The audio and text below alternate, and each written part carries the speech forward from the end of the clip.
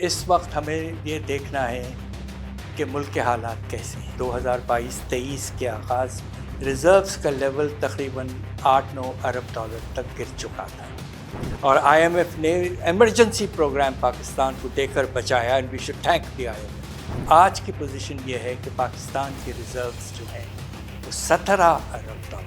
سر، یہ جو ابھی بجٹ حکومت نے 2025 سے 26 اس کے جو پیرامیٹرز یا اہداف سیٹ کیے تھے، آپ کو لگتا ہے کہ حکومت وہ حاصل کر پائے گی؟ اس کے لیے ممکن ہو جائے گا؟ کیونکہ ابھی جون کا 1 مہینہ باقی ہے، اور اگر نہیں بھی کر پاتی تو کتنا گیپ دیکھتے ہیں آپ ان کے اہداف میں؟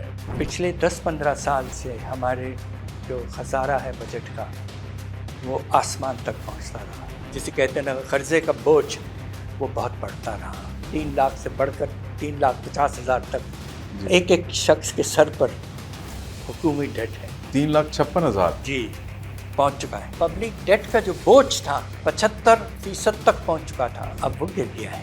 4% پہ اگریمنٹ ہونا چاہیے تھا، اور جو ایکسٹرا 5% اس کو ہمیں 2 چیزوں پر لگانا چاہیے، تقریباً 800 ارب۔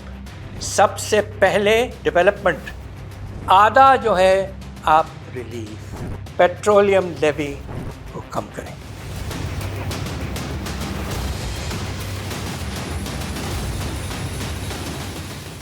السلام علیکم ناظرین، آپ دیکھ رہے ہیں جی این این اسٹوڈیوز کی ایک اور ایپیسوڈ، اور میں ہوں عمر بشیر۔ ناظرین، پاکستان میں کوئی بھی حکومت آتی ہے تو اس کو جب 5 سال میسر ہوتے ہیں تو پہلے سال معاشی طور پر وہ ایسے فیصلے کرتی ہے جو بڑے سخت ہوتے ہیں۔ معاشی اعتبار سے وہ عوام کے لیے بڑا مشکل ہوتا ہے ان فیصلوں کو ہضم کرنا۔ اس کی ایک مثال یہ ہے کہ جب 2022 میں شہباز شریف صاحب کی حکومت آئی تو پہلے سال انہوں نے بڑے سخت فیصلے کیے جس کا بوجھ عوام پر پڑا، اور ہم نے دیکھا کہ عوام نے بڑا شور مچایا، مہنگائی ہوئی، چیزیں مہنگی ہوئیں، اور اس کے بعد حکومت کے ہاتھ سے اکانومی اس طرح لگی کہ سلپ ہو رہی ہے۔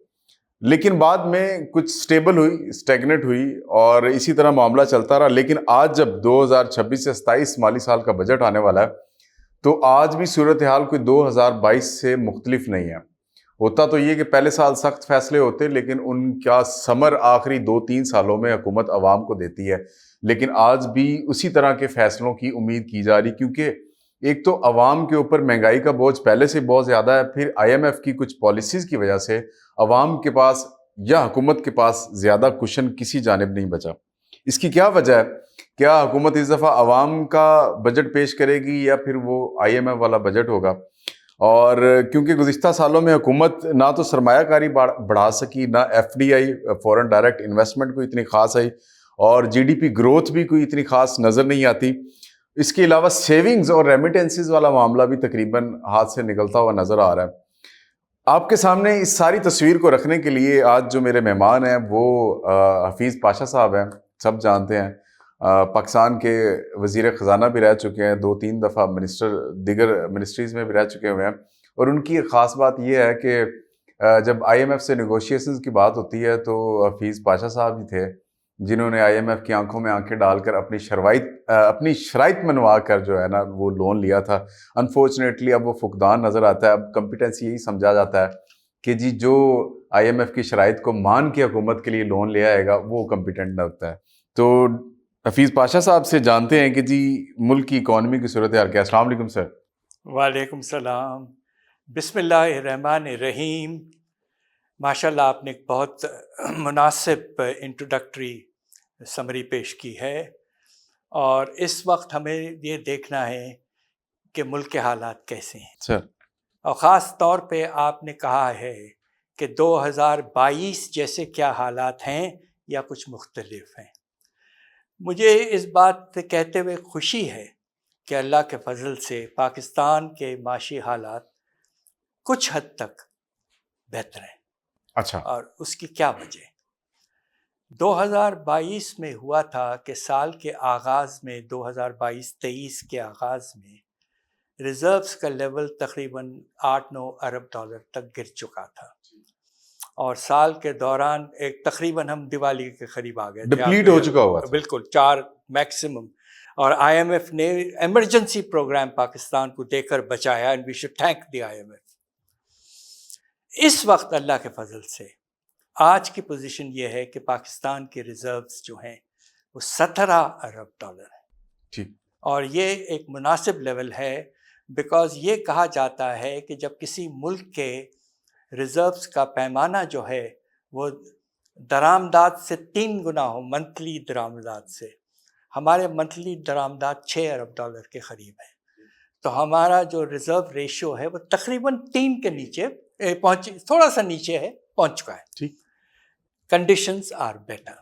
اللہ کا فضل ہے، ہمیں اللہ کا شکریہ ادا کرنا چاہیے.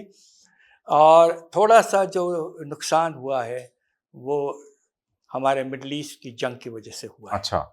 قیمتیں بڑھی ہیں پیٹرول وغیرہ کی، اس کے نتیجے میں افراط زر میں اضافہ ہوا ہے، اور ڈیفیسٹ میں کچھ کمی، کچھ جو کرنٹ اکاؤنٹ ڈیفیسٹ ہے اس میں اضافہ ہوا ہے. اگر فگرز میں ڈاکٹر صاحب پاشا صاحب، اگر فگرز میں ہم اس کو کیلکولیٹ کریں کہ کتنا کہہ سکتے ہیں ہماری اکانومی کو نقصان ہوا اس کا؟ دیکھیے، سب سے پہلے تو نقصان ہمارے جو تیل کے درآمدات ہیں اس کی قیمت کوئی 40% بڑھی ہے.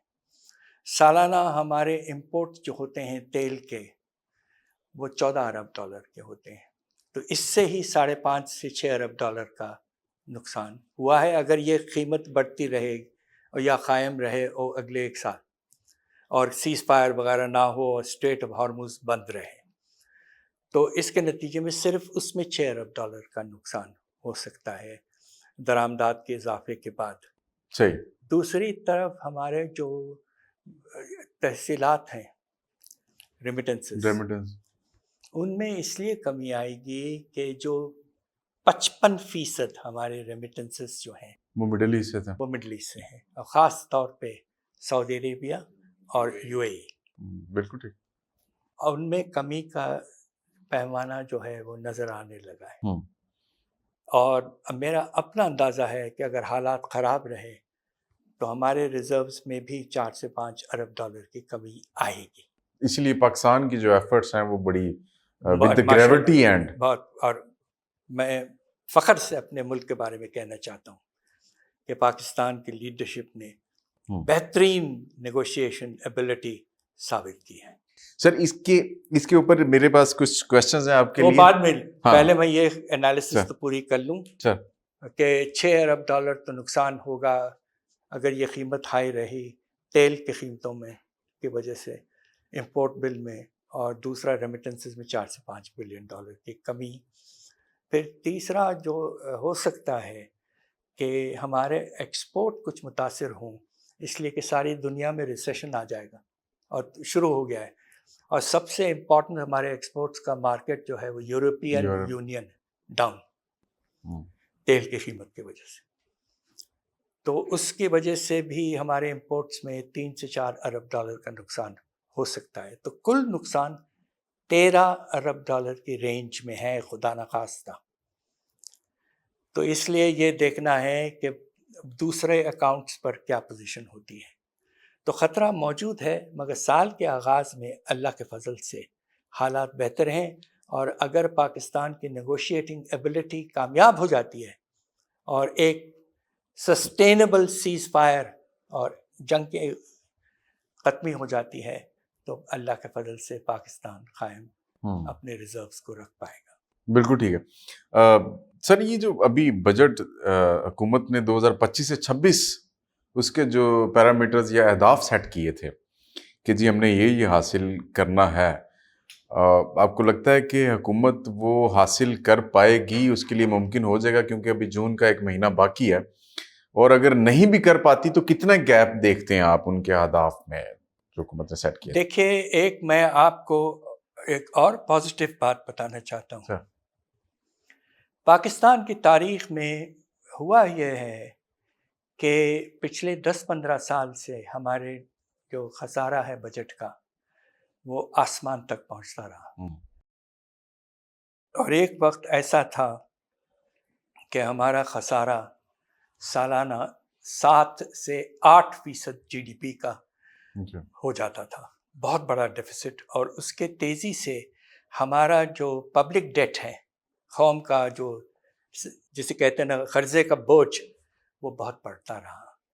اور آج تو پوزیشن یہ ہے کہ 3.5 لاکھ سے بڑھ کر 3,50,000 تک ایک شخص کے سر پر حکومتی ڈیٹ ہے. 3,56,000 جی پہنچ چکا ہے. جی بالکل ایسا. جو اچھی بات ہے، اور ہمیں ہر مرتبہ اپنے ملک کی اچھی بات پہ زور کرنا چاہیے. صرف نیگیٹو باتیں کہنا بڑا آسان ہوتا ہے.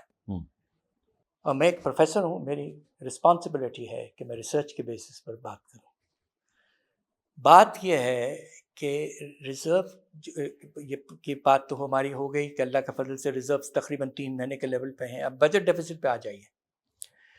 اس سال شارٹ فال کے باوجود بجٹ ڈیفیسٹ 4 اور 4.5% کی رینج میں ہے. 8% ہوتا تھا ایک زمانے میں. تو بڑی کامیابی ہوئی ہے کہ خسارے کو کم کرنا ٹھیک ہے اگلے کچھ سالوں میں. اور دوسری بات جو ہوئی ہے کہ پبلک ڈیٹ کا جو بوجھ تھا وہ 75% تک پہنچ چکا تھا، اب وہ گر گیا ہے.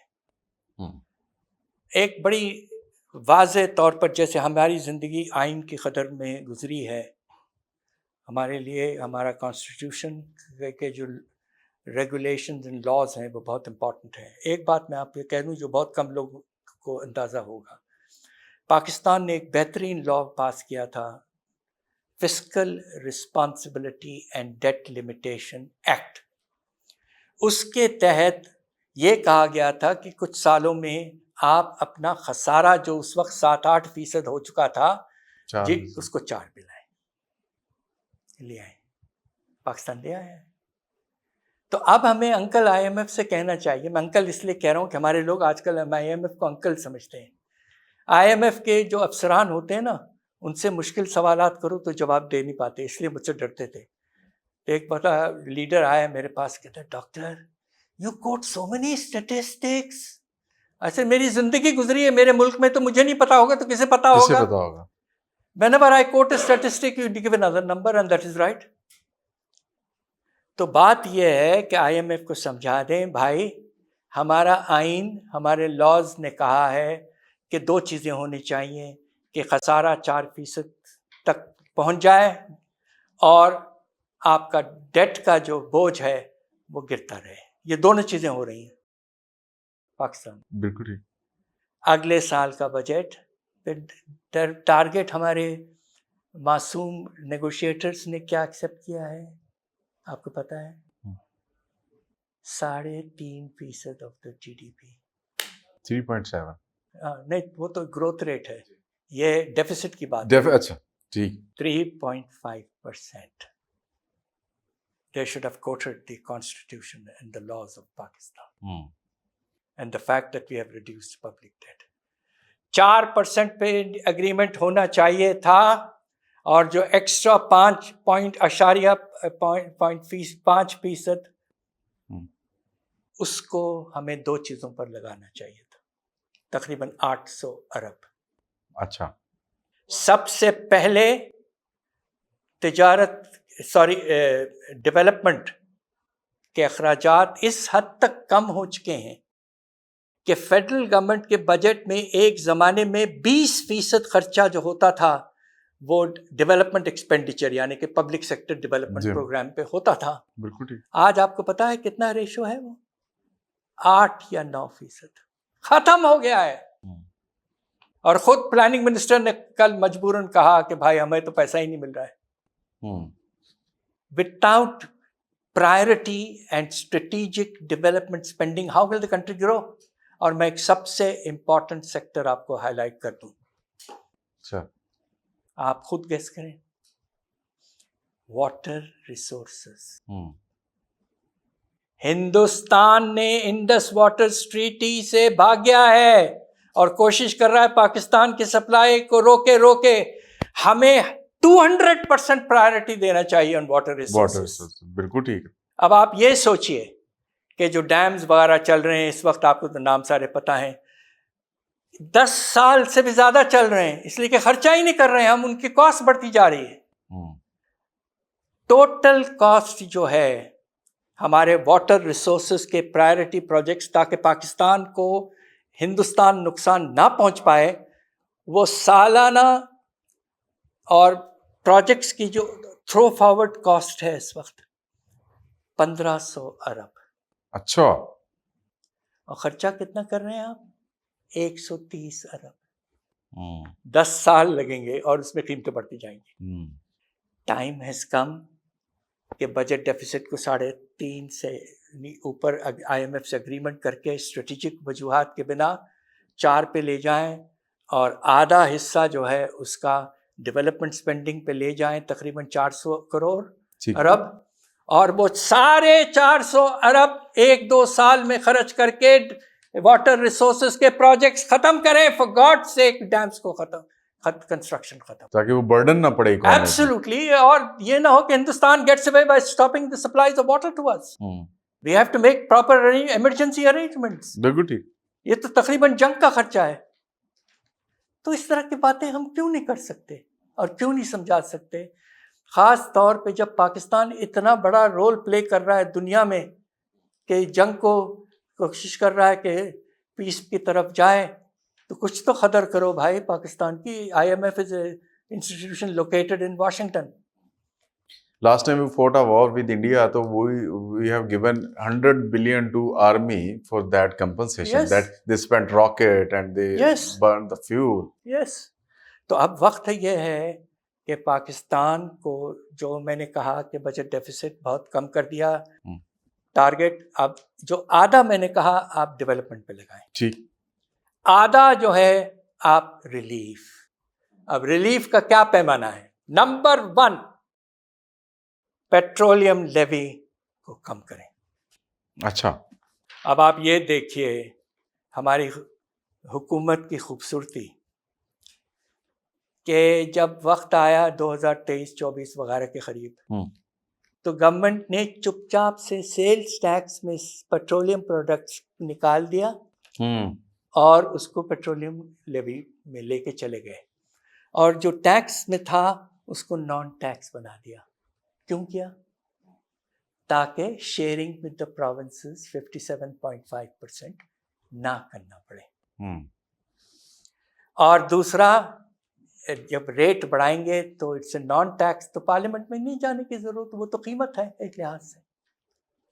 یہ 2 حرکتوں کی وجہ سے آج آپ کا پیٹرولیم لیوی 1400 ارب اور اگلے سال 1700 ارب کی ٹارگیٹنگ ہو رہی ہے. جی 1.4. تو اب سوال یہ پیدا ہوتا ہے کہ ایسا نہیں ہونا چاہیے. اور آپ کو پتہ ہے کہ جب یہ شفٹ کیا تھا ہم نے sales tax on petroleum products to petroleum levy, rate کیا تھا؟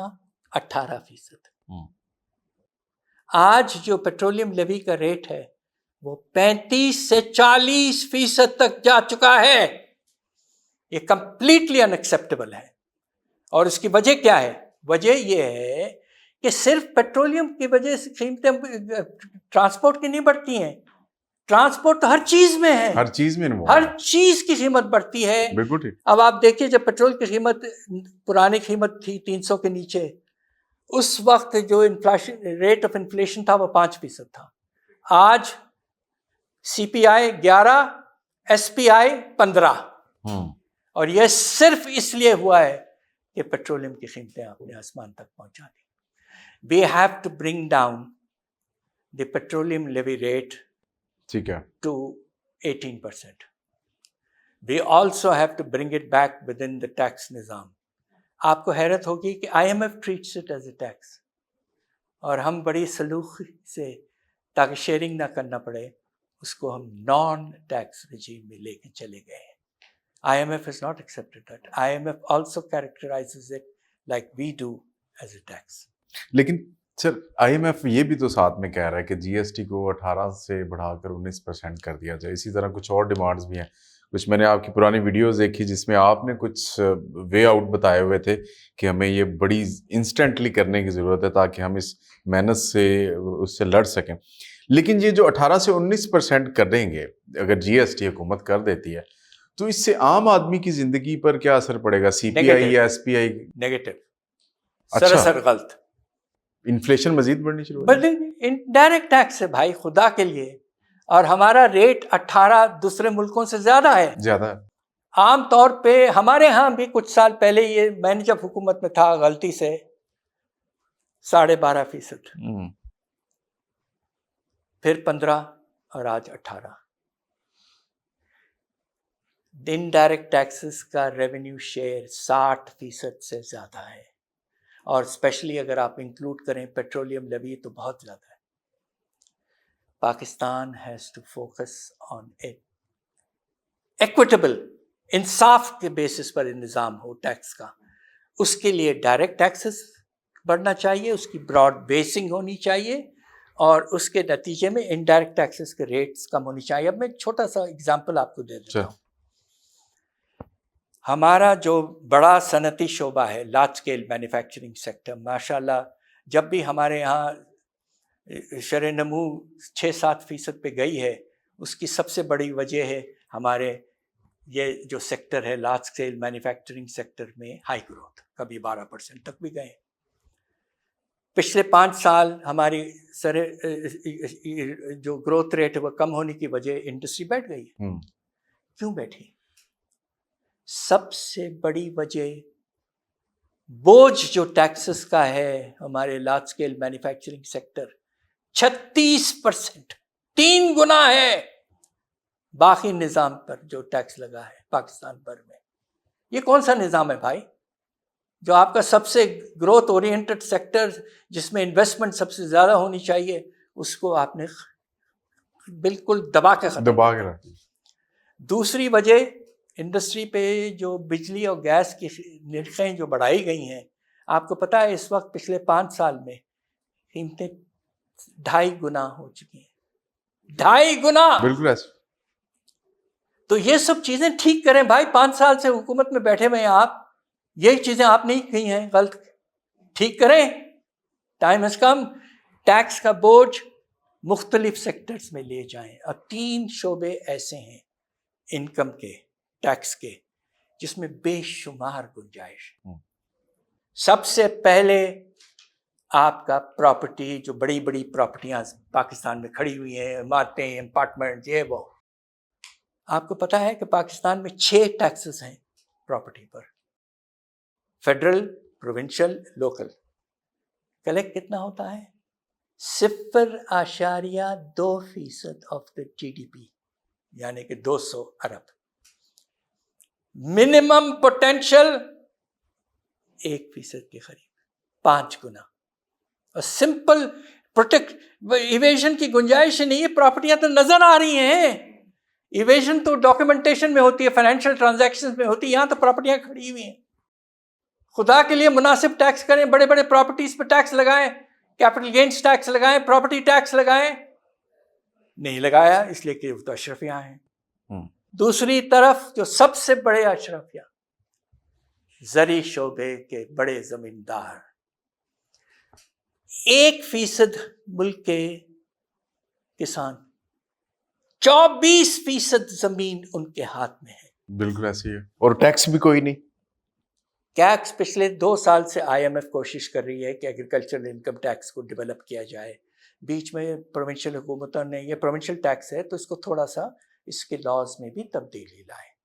اس سال کے آنے والے بجٹ میں انہوں نے 400 ارب کا ایڈیشنل ٹیکسیشن رکھا ہے، وہ سارا صوبوں پہ ہے، اور ان کا ایکسپیکٹیشن یہ ہے کہ agricultural income tax, sales tax and services, property tax develop ہوں۔ ایگریکلچرل انکم ٹیکس کے بارے میں آپ کو بتا دوں، جو ہم ٹیکس کریں صرف بڑے زمیندار ہیں۔ یہ صوبے کر سکیں گے ویسے، کیونکہ GDP کا 12% جو ہے وہ فیڈرل جنریٹ کرتا ہے، تو آپ نے بتایا تھا 0.6% تھا جو، تو now they should tax and raise that 0.6%۔ Provincial taxation کا ٹیکسز اچھے خاصے بڑے taxes, sales tax on services potentially is bigger than sales tax on goods. Property taxes, agricultural income tax. Hindustan میں صوبے جو ہیں، اسٹیٹس کہتے ہیں ان کو، 31 status, they are generating 6% of the GDP، اور ہمارے یہاں ماشاء اللہ صرف 0.6% of the GDP۔ عادت ہو گئی ہے کہ اوپر سے پیسے آئیں، ہم آرام کی زندگی گزاریں۔ ٹھیک ہے، اب آپ ایگریکلچرل انکم ٹیکس پہ میں بات کر رہا تھا، اس کی پوٹینشیل جو ہے، بڑے صرف زمیندار، بڑے 50 ایکڑ وغیرہ کے اوپر والے، मिनिमम 800 अरब, ये रिसर्च बेस्ड है। कलेक्शन आपको पता है कितनी है इस साल? कितनी? 10 अरब। Only 10 billion. Yes. And the potential is 800 billion. Yes. Who is at fault? आप, Government, ashraf. the policy makers. Policy maker खुद many are big landholders. And you understand that FBR also. FBR के हाथ में नहीं है, नहीं एग्रीकल्चर ये नहीं है, लेकिन प्रोविंशियल जो प्रॉपर्टीज पे टैक्सेशन कम कर रही हैं दोनों प्रोविंशियल और फेडरल, उसमें कुछ FBR का हाथ है। 3 दफा सर FBR ने टारगेट सेट किए इस साल के टैक्स कलेक्शन के, और अभी भी हम अराउंड को 2 ट्रिलियन हम उससे पीछे हैं। देखो मेरा काम है रिसर्च का कि जो पॉजिटिव चीज़ है वो मैं बताऊं, जो नेगेटिव चीज़ है वो भी मैं बताऊं। 2024-25 में FBR का परफॉर्मेंस वाज आउटस्टैंडिंग। अच्छा। टैक्स टू GDP रेशियो को 10 के लगभग से बढ़ाकर तकरीबन 12 तक लेके चले गए। ठीक। 24 से 25% ग्रोथ दिखाई एक साल में रेवेन्यूज में, और खास तौर पे इनकम टैक्स में। तो कभी कभी हमारे इदारे जो हैं वो कामयाबी भी दिखाते हैं, तो उनको एनकरेज करने के लिए, मोटिवेट करने बहुत जरूरी है। आप अप्रिशिएट करिए कि इस साल जो ग्रोथ में कमी आई है उसकी वजह यह है कि अफरात ज़र की रफ्तार पहले 8 महीने 9 महीने सिर्फ 5% थी। तो अगर टैक्स बेस में प्राइसेस के लिहाज से सिर्फ 5% इजाफा होगा तो रेवेन्यूज तो 25% तो नहीं बढ़ सकती ना। और जो आपका प्रोडक्शन का बेस है वो 3.7% से बढ़ रहा है इस साल। तो ज़्यादा से ज़्यादा नॉर्मल ग्रोथ 3.7 + 5 9% के करीब। इनकी ग्रोथ रेट इस वक्त 10 से 11% है। सो they are close to the growth in the tax base. बिल्कुल। लेकिन सर ये फाइलर देखें हम 70 लाख हमारा जो है वो रजिस्टर्ड फाइलर में जो है, और एक्टिव टैक्स पेयर जो है वो उसमें से कोई 30 लाख के करीब है। तो अब हमने 15 खरब का टारगेट सेट किया है जी कि हमने ये अचीव करना है 2026 से 27 वाला जो बजट हम पेश कर रहे हैं उसके अंदर।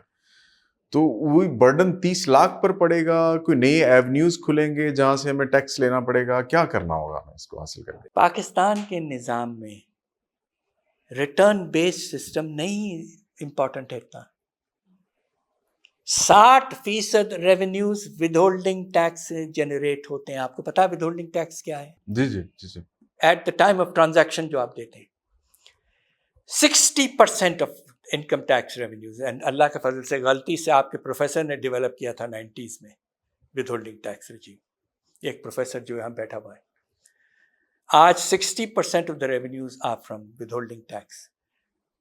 The number of withholding taxpayers is 5 times the number of people filing returns. People are paying. आपके जो बड़े बड़े ओनर क्लास वाले लोग हैं अशराफिया, वो नहीं दे रहे हैं। और अशराफिया में 3-4 क्लासेस हैं, पूरे का जिक्र नहीं करूँगा आपसे, मैंने ऑलरेडी बता दिया कि बड़े बड़े प्रॉपर्टी ओनिंग क्लास जो है, बड़े बड़े ट्रेडर्स और रिटेल के दो बड़े बड़े दुकान, सुपरमार्केट्स, और तीसरा आपके बड़े बड़े ज़मींदार। छोटा आदमी जो है वो जब कोई ट्रांजैक्शन करता है विदहोल्डिंग टैक्स कहीं ना तो कहीं उसे पकड़ लेता है। बिजली के बिलों में विदहोल्डिंग टैक्स है।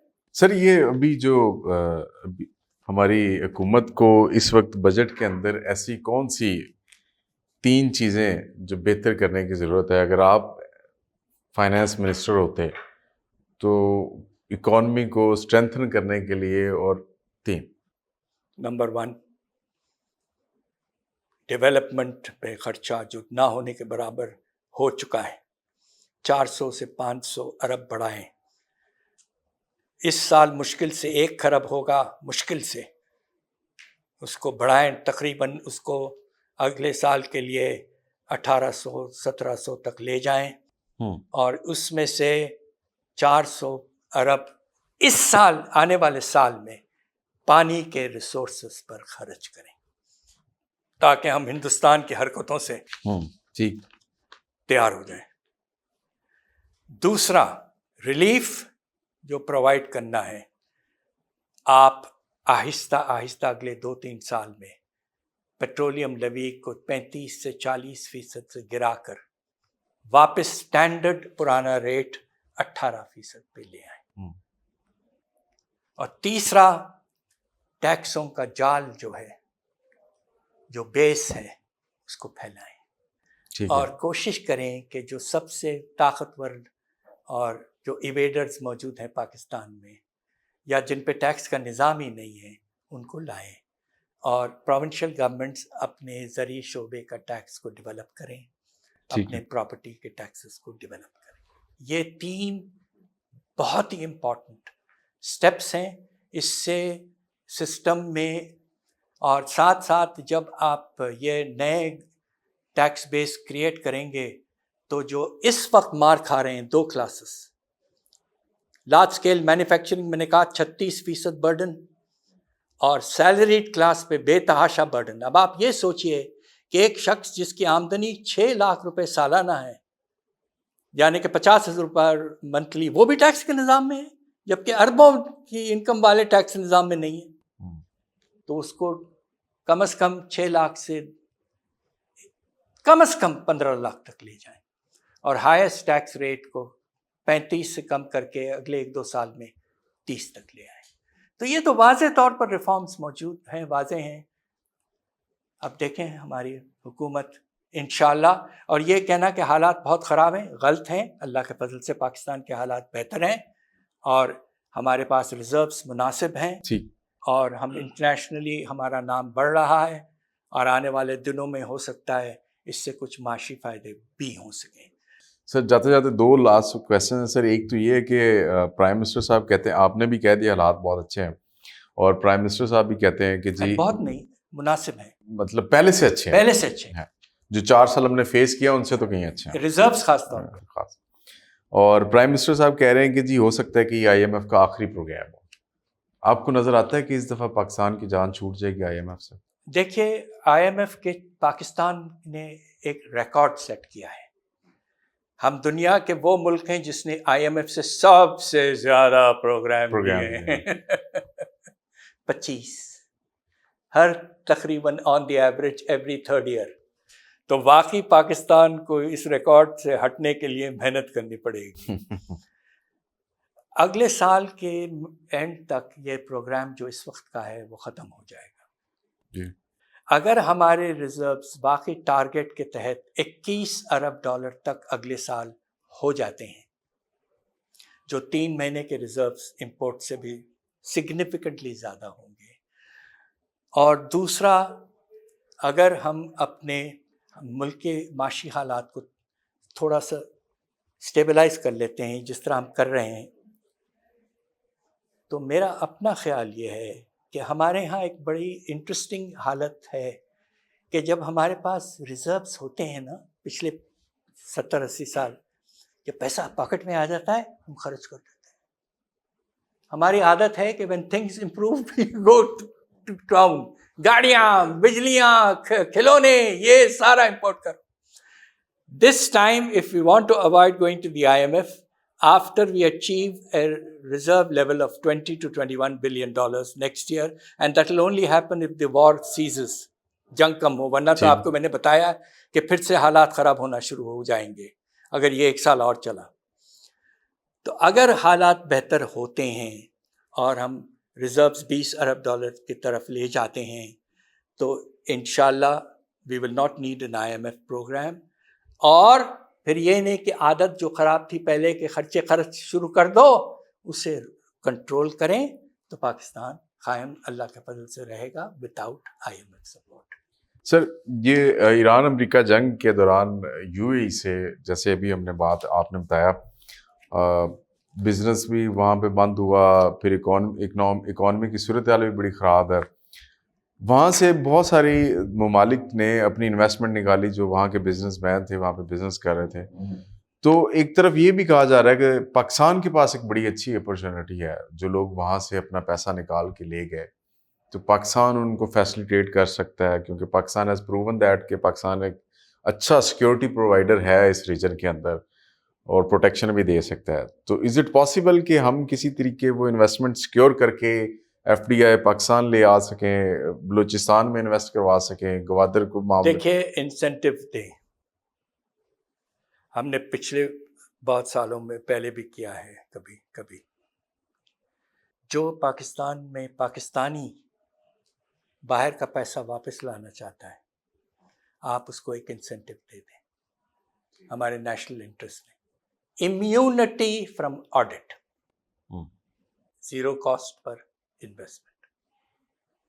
یہ ہمارے لوگ ہیں, پتہ نہیں کیوں پاکستان چھوڑ کر باہر انویسٹمنٹ کیا ہے, چلیں اب واپس آ رہے ہیں لیسن سیکھ کر. Welcome with immunity from audit. انشاءاللہ اس سے فرق پڑ سکتا ہے.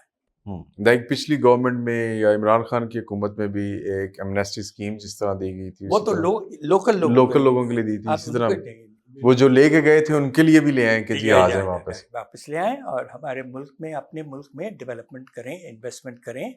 اس سے بڑا فائدہ ہو سکتا ہے. مگر مجھے اب مجبوراً کہنا پڑتا ہے کہ کوشش ان کی یہ ہوگی کہ دوسرے ملک یورپ میں پرتگال, اسپین, اس طرح کے ریزیڈنس لیتے ہیں, وہ سوچیں گے. تو ہم بس انتظار کریں, مگر انسینٹیو کریٹ کرنے کے لیے immunity from any audit of the source of that income, and it should be allowed to be invested in Pakistan at zero cost. سر آخری کویسچن جاتے جاتے, آپ یہ سمجھتے ہیں کہ جو ایران, امریکہ اور اسرائیل کے درمیان ایک وار چل رہی ہے جس کو اب جا کے انہوں نے نیوکلیئر کے نام پہ کیا ہے یا اس طرح, basically that was a war between America and China, of war of economy, جہاں پہ 2000 میں امریکن ایکسپورٹس آتی تھی, اب اس ریجن میں چائنیز ایکسپورٹس جاتی ہیں. ان 2025 وہ 60% ایریا جو امریکہ کے پاس تھا ایکسپورٹ کے لحاظ سے, وہ اب چائنا کے پاس ہے. تو انٹو دیٹ کاؤنٹر امریکہ نے یہ ایک وار سٹیج کی اس ریجن کے اندر, تاکہ اس ساؤتھ ایشیا ریجن کی اکانومی ڈسٹرب کی جا سکے. ساؤتھ ایشیا یا Middle East? Middle East including South Asia کا. چائنا کا آئل ایران سے جاتا ہے. China does not export oil. نہیں, چائنا کا آئل ایران سے جاتا ہے جو وہ کنزیوم کرتا ہے. یس, امپورٹ کرتا ہے وہاں پہ. اور ہمارے جیسے ممالک جو ہیں ان کی جو آئل کی لائن تھی وہ مڈل ایسٹ سے آتی ہے, سپلائیز آتی ہیں, وہ بھی ڈسٹربڈ ہوئی. تو ایک اکانومی پہ برڈن تو بڑا ہے نا یہاں پہ. یقیناً پڑا ہے. اب سوال یہ پیدا ہوتا ہے کہ جنگ کے بعد اب تو تقریباً آپ دیکھیے کہ 5 مہینے تو پورے ہو چکے ہیں, تقریباً فیبروری, مارچ, اپریل, مئی, اب 4 مہینے پورے ہو چکے ہیں. سوری, مارچ, اپریل, مئی, 3 مہینے ہو چکے ہیں. آغاز شروع ہوا تھا فیبروری کے اینڈ میں. ایک چیز واضح ہونا شروع ہو چکی ہے کہ the world is no longer unipolar. ایک ملک ڈومینیٹ نہیں کر رہا ہے دنیا پر, امریکہ. اب now it is a bipolar world and there are 2 countries, America and China. اور یہ بہت پازیٹیو ڈیولپمنٹ ہے. اس سے وہ مونوپلی ایڈوانٹیج نہیں لے سکتے. اب even in the Middle East situation آپ چائنا کا انٹرونشن دیکھیے کتنا پروڈکٹیو ہے, اٹ از سپورٹنگ ایران. تو اب دنیا میں ایک بیلنس پیدا ہو جائے گا اور کوئی ایک پاور انیکویکلی ڈومینیٹ نہیں کر پائے گا. یہ میرے لیے کم از کم ایک بہت بڑا فنڈامنٹل ڈیولپمنٹ ہے, and we should welcome it. Thank you sir for your precious time that you have given us. ناظرین اجازت دیجیے, انشاءاللہ پھر ملاقات ہوگی ایک نئی ایپیسوڈ کے ساتھ. اللہ حافظ.